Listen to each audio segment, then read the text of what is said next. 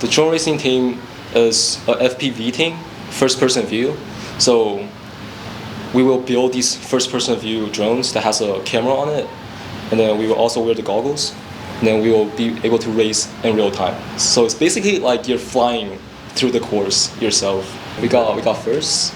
It was really close. There was two or three other schools that had a lot of really good pilots. They were also really consistent. It wasn't until like the last round that we got placed in first. This semester, because I'm a freshman, I wasn't able to contribute that much. But since I have a lot of experience coming like with FPV drones, coming in, I was able to like help a couple of new people build their drones, like solder, programming the software, and just teach them like the basics of flying. I live at Maryville, Tennessee, and there was also this guy. He's a world champion drone racer. He lives 5 minutes away from my house. And then I look at this guy. I was like, if this guy can be a world champion, why couldn't I?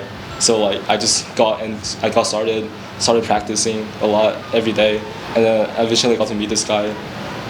And then just it's 5:33, so like we got to work together. Yeah, that's like really just because this world champion is living 5 minutes away from my house.